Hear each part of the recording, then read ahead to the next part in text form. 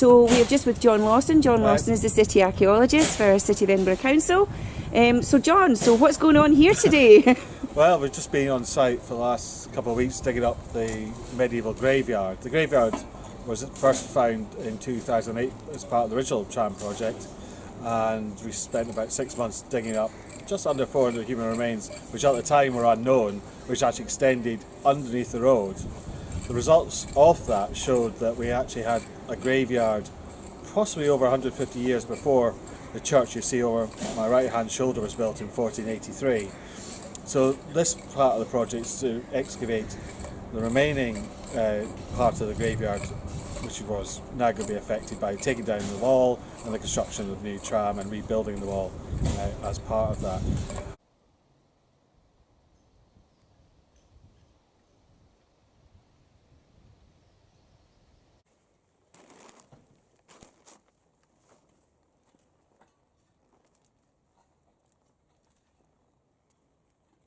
You can see the team behind us are busy away excavating just the start of the human remains. We're actually, where I stand at the moment, we're on the edge of a part of the graveyard which we know dates from about 1450, maybe even start an extension of the original graveyard when the church was built in 1483. And that extends for probably about 20 metres to behind us. The rest of the graveyard, as I said earlier, goes back to around about 1300, early 14th century, possibly when the graveyard was established after the Wars of Independence, probably the Bruce sort of time. And we saw an extension of Leith, a redevelopment of Leith. It got busier basically after the ravages of 20-30 years of war. And the street over there, Kirkgate, became the main street coming into Leith from Edinburgh to its port, and it was developed during that time.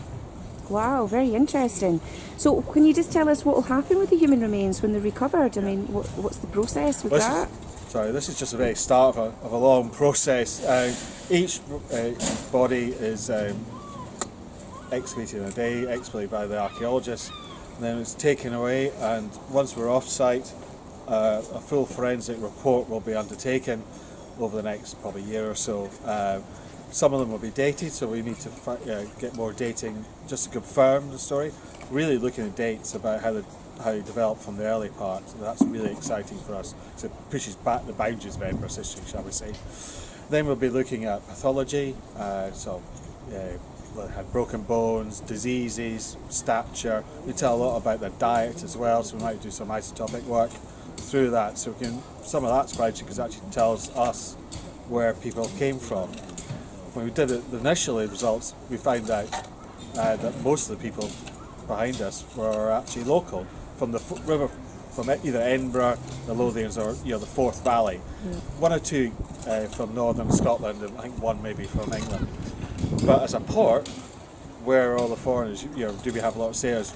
We're really exciting. We found evidence of a lot of trade with the Baltic states, Northern Europe, Scandinavia, even into Spain and France. So can we find, or do we have any evidence for these traders and people settling in Leith, because they would have been here throughout that period. That's fascinating. Well, thanks very much, John. Thank you.